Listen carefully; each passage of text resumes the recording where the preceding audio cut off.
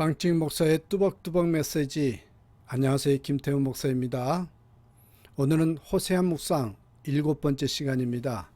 어제 보았던 호세아서 4장 1절부터 6장 3절까지 말씀을 가지고 오늘은 크리스찬은 지금 이 시대의 모델이 되어야 하는데, 크리스찬은 지금 이 시대의 모델이 되어야 하는데, 이런 제목으로 보겠습니다. 이건 제 생각인데요. 여러분이 동의 안 하셔도 괜찮은데 제 생각을 잠깐 말씀을 드립니다. 저에게 교회에 꼭 필요한 것이 무엇이냐 물으면 저는 이 세 가지를 이야기합니다. 첫째는 옆에 써 있는데요. 하나님의 영광이 있어야 합니다. 위에서 내려오는 그 무엇이 있는 교회가 능력 있는 교회입니다. 예배할 때마다 하나님의 영광과 주님의 능력이 임재하는 교회, 그 교회가 진정 바람직한 교회라고 생각합니다. 두 번째로는 하나님의 일을 감당할 수 있는 실질적인 영적 능력이 있어야 합니다. 그래서 전도하는 능력, 선교하는 능력, 기도하는 능력, 다시 말해서 마귀의 경관진을 파할 수 있는 그런 영적인 능력을 지닌 교회, 이런 교회가 저는 무서운 교회라고 생각합니다. 그렇습니다. 실질적인 능력. 그리고 마지막 세 번째는 섬기는 사랑이 있어야 합니다.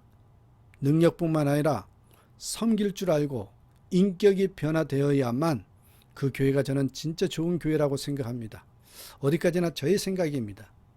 그런데 호세아서에는 교회에 가장 필요한 것이 무엇이냐, 이 시대의 교회가 갖춰야 할 것들이 무엇이냐, 우리 어제 두 가지 보고 오늘 한 가지를 볼 텐데, 여러분 기억났습니까? 어제 두 가지에 대해서 여러분 다시 한번 묵상해 보시고요. 오늘 세 번째로는 여기에 두 가지는, 첫 번째 뭐냐면 하나님을 아는 지식이 가장 중요하다. 두 번째는 영적인 지도자가 해야 할 가장 중요한 일은 바로 말씀 증거라는 것을 깨달아야 되고 그 본분을 잊어서는 안 된다는 것이죠. 그리고 오늘 세 번째로는 모델이 되어야 할 성도, 모델이 되어야 할 교회가 있어야 한다는 것입니다. 말씀이 우리 가운데 역사하기 위해서는 영적인 분위기 또한 믿음의 모델이 중요합니다. 말씀의 사람을 모델로 보여주어야 합니다. 모델이 나와야지만 살아남을 수 있습니다. 특히 여러분 4장 11절 보십시오. 음행과 묵은 포도주의 새 포도주가 마음을 빼앗느니라. 여러분 또 14절까지 계속해서 이어서 말씀을 보시면은, 여기서는 읽지는 않겠습니다만, 당시에 음행에 빠지고 돈에 빠지는 것이 유행이었다, 이런 내용입니다. 모두 그것이 중요한 줄 알고 다 그리로 가더라는 것입니다. 영적으로 이런 오염이 있었습니다. 여러분, 세계적인 베스트셀러 메디슨 카운티의 달이라는 작품이 있습니다. 로버트 윌트 제임스라는 경제학자가 썼답니다. 내용을 간략하게 소개하면 40살이 넘은 한 여자가 있었습니다. 아이들 둘과 남편과 함께 가족을 잘 이끌어갑니다. 그러던 어느 날 52살의 매력적인 사진작가 한 사람이 그 마을에 옵니다. 이 유부녀와 사진작가는 둘이 얘기를 나누다가 깊은 사랑에 빠집니다. 긴 시간도 아닌 딱 나흘 동안 뜨거운 사랑에 빠지죠. 일생이 오직 이 나흘만을 위해서 있는 것 같고, 이 시간이 없었다면 인생 헛살았다고 할 만큼 그런 뜨거운 사랑을 나눕니다. 너무나 행복한 순간 사진작가가 그 여자한테 함께 떠나자고 말하자, 그때 그 여자가 뭐라고 말한지 아십니까? 가고 싶지만 당신을 따라가면 언젠가 당신을 사랑하지 않게 될 것이다. 왜냐하면 남편과 사랑하는 자녀들을 버렸다는 자책감이 생길 것이기 때문이다. 그래서 당신을 사랑하지만 못 간다. 대충 이런 말이었습니다.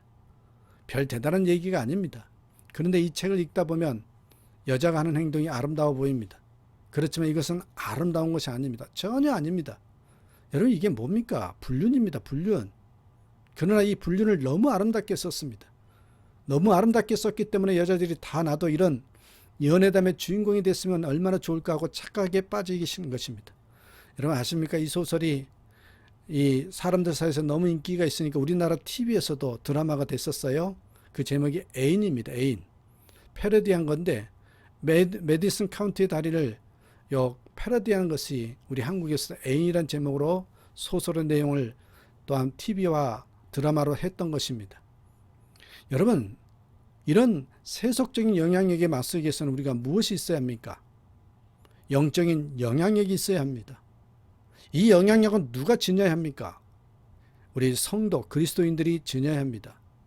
그렇기 때문에 교회에서 진짜 중요한 것은 말씀대로 살겠다는 영적인 성도들이 세워지는 것입니다.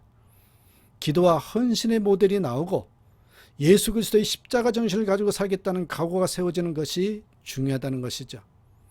저는 그래서 한편으로 한국 교회의 사명이 중요한 사명 중에 하나가 뭐냐? 모델 제시라고 생각합니다. 기도하는 모델, 역시 크리스찬들은 잘 섬기더라, 희생하는 모습, 검선 생활의 모델, 이런 것들을 보여주어야 합니다. 우리 주변의 예에서 볼 수 있듯이 이런 모범이 제시되면 반드시 따르는 사람들이 있습니다.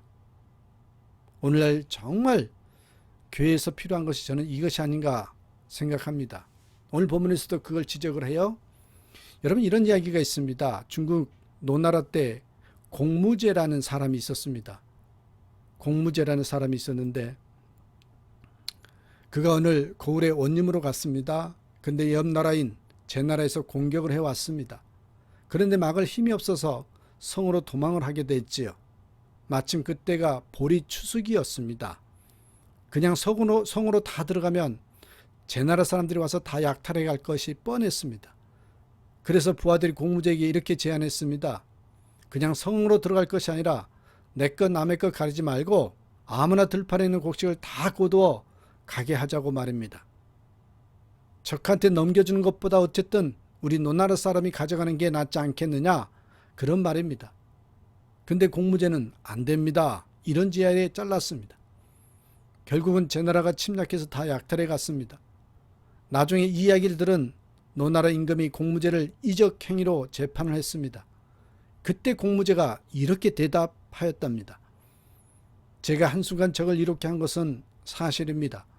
그러나 상황이 아무리 어렵다고 해도 백성이 남의 것을 마음껏 약탈할 수 있다는 인상을 심어주면 안 될 것이라는 생각 때문에 곡식을 거두도록 하지 않았습니다. 만일 그렇게 했었다면 나중에는 피땀 흘려서 살 생각은 하지 않고 남의 것을 공짜로 얻을 생각만 할 것입니다. 백성들에게 아무리 급한 상황 속에서라도 아무 것이나 가져가서는 안 된다는 생각을 심어주고 싶었습니다. 도둑놈 심보, 노예 심리는 10년이 지나도 고칠 수 없었습니다. 그렇게 이야기했습니다. 이 말에 노나라 임금은 오히려 공무제를 드높였다 합니다. 무엇이 중요합니까? 정신이 중요합니다. 한국교회에서 무엇이 중요합니까? 여러분, 이런 걸 빗대 말하자면 십자가 정신, 이 영향력을 끼치는 개혁 정신, 이거다, 말씀대로 한번 살아보겠다라는 그런 순교 정신, 하나님의 뜻이면 내가 어떤 일에도 한번 감당해 보겠다는 그런 개척 정신이라든지, 작지만 하나의 미랄이 되고자 하는 그런 미랄 정신이 정말 중요합니다. 눈에 보이고 손에 잡히는 것이 우리를 살리는 것이 아닙니다. 여러분의 인생을 바로 이런 정신에 거는 하나님의 축복된 증들이 되기를 기원합니다. 그래서 교회가 영적으로나 정신적으로 살아있는 교회가 돼서 영적인 권세로 세상 모든 것을 다 품을 줄 아는 은혜가 임하기를 기원합니다. 진정한 축복이란 무엇입니까? 진정한 축복이 무엇인지를 알아야 합니다. 4장 7절에 보면 저희는 번성할수록 내게 범죄하니 내가 저희의 영화를 변하여 욕이 되게 하리라, 그런 말씀이 나옵니다. 번성할수록 주를 떠나는 것이 이스라엘의 모습이었다는 거죠. 진정으로 은혜를 아는 백성들의 특징이 무엇입니까? 번성할 때 감사하는 겁니다. 무엇이 잘 됐을 때 하나님을 생각하는 것입니다. 그래서 하나님께서 이것을 가르쳐 주시기 위해서 이스라엘 백성들에게 신명기 8장 17절에서 18절에 이렇게 말씀하십니다. 또 두렵건대 내가 마음에 이르기를 내 능과 내 손의 힘으로 내가 이 재물을 얻었다 할까 하노라. 내 하나님 여호와를 기억하라. 그가 내게 재물을 얻을 능을 주셨습니다. 참된 축복을 받기 위해서는 하나님 앞에 어려울 때 기도할 줄 알고 또 그것을 얻고 난 다음에는 기도할 줄도 알아야 됩니다. 어려운 문제가 있으면 목숨 걸고 기도하고 이루어지면 언제 그런 일이 있었는 식으로 까맣게 잃어버린 태도는 성숙의 표지가 아닙니다. 대학 입시 전에는 간절한 마음으로 얼굴에 겸손함으로 철철 넘쳐 흐르는 표정으로 고개를 푹 숙이고 간구합니다. 또한 어떤 진로나 정말 간절한 일이 있으면 그런 기도를 하죠. 그렇지만 일단은 대학을 붙거나 일이 이루어지고 난 다음에는 마치 자기 힘으로 된 양 목을 뻣뻣이 세우고 다닙니다. 끝나고 난 다음에 더 감사할 줄 알고 하나님의 은혜를 구하는 자세가 바로 능력입니다. 조금 내용이 다른 이야기입니다만 이 어려운 시대에 가슴 따뜻한 이야기에서 여러분에게 소개합니다. 물론 오래된 이야기입니다만 제 아는 친구 목사 가정의 이야기입니다. 아버님도 목회자이셨죠. 우리 감리교에서 참 존경받는 목사님이셨습니다. 근데 30년 전이니까 회갑잔치를 할 때잖아요. 3남매가 있었는데 아버지를 위해서 조촐한 회갑녀를 준비했습니다. 그러나 그 목사님의 아버지는 한사코 잔치를 만류했습니다. 우리 주변에 실직자와 결식자가 많은데 무슨 잔치냐고. 결국 회갑녀는 당사자의 완강한 반대로 취소되었습니다. 아들과 딸 사이는 회갑잔치를 위해서 저축한 1천만 원의 사용법을 놓고 심각한 고민에 빠졌답니다. 아버지를 가장 기쁘게 할 일이 무엇일까? 자녀들은 묘안을 짜냈습니다. 농어촌에서 이름 없이 빚도 없이 봉사는 미자립교회 70명 명단을 어떻게든지 파악을 해서 그들에게 10만 원씩 생활지원비를 아버지 이름으로 은밀하게 보냈다고 합니다. 믿음 안에서 바르게 성장한 자녀들이 회갑을 맞은 아버지에게 드린 최고의 선물이었죠. 이분이 바로 지금은 작고하셨습니다만 계산중앙교회 최생 목사님이시고 또 그 아들 최신성 목사 이야기입니다. 어려움을 당했을 때 이스라엘 백성들이 비로소 자기들의 어려움이 무엇인지 진단했습니다. 5장 12절 13절 보겠습니다. 그러므로 내가 에브라임에게는 좀 같으며 유다 족속에게는 썩이는 것 같도다. 에브라임이 자기의 병을 깨달으며 유다가 자기의 상처를 깨달았고 에브라임은 아수르로 가서 야렙 왕에게 삼을 보내었으나 저가 능히 너희를 고치지 못하겠고 너희 상처를 낫게 하지 못하리라. 이스라엘 백성들이 자기가 병들었다는 것을 알았습니다. 병든 것을 아는 것까지는 좋았는데 처방을 틀렸습니다. 하나님께 가야 되는데 아수르로 갔고 또 야렙 왕에게 갔습니다. 결국 잘못된 처방으로 고칠 수 없었습니다.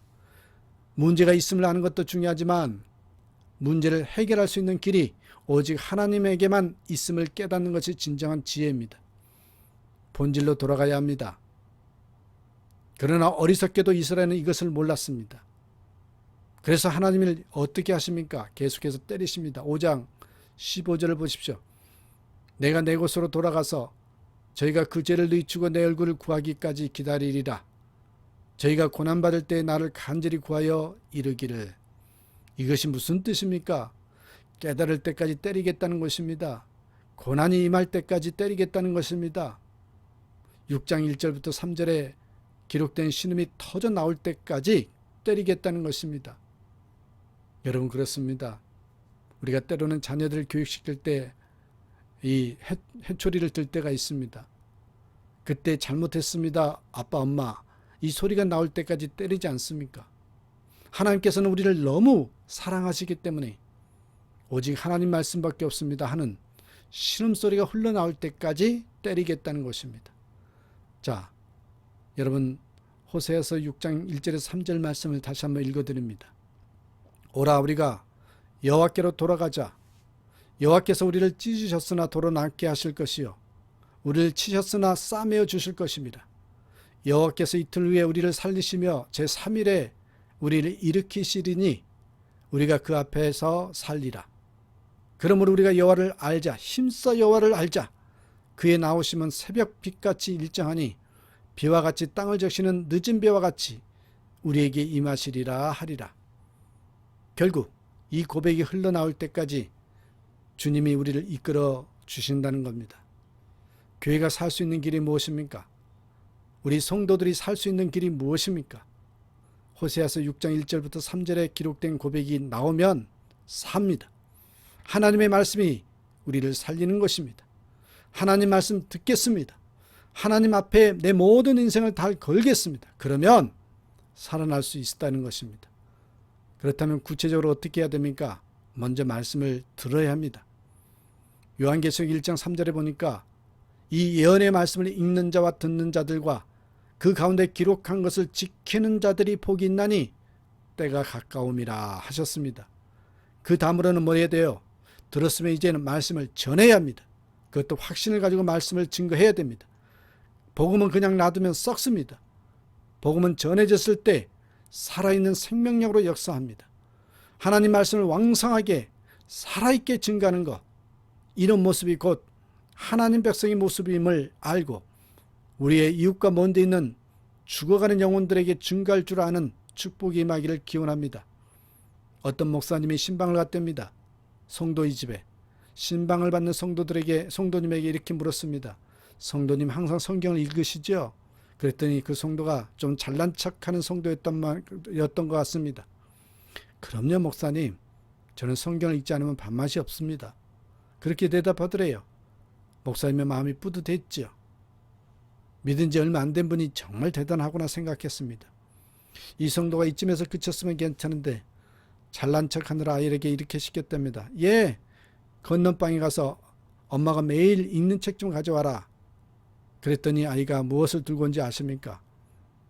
여성지를 들고 왔더라는 웃지 못할 이야기입니다. 여러분 성경 읽으십시다. 성경 말씀을 들으십시다. 읽고 듣고 또 정말 오늘 주시는 말씀을 붙들고 한번 좀 살아보려고 하는 그 모습이 정말 하나님께도 진정으로 보여지고 내 삶에도 영향을 끼치고 내 삶의 중심이 되는 그런 저와 여러분의 삶이 되기를 주님의 이름으로 축복합니다. 오늘도 주 안에서 기뻐하시고 주님 때문에 행복해하는 하루가 되시기를 주님의 이름으로 축원합니다. 감사합니다.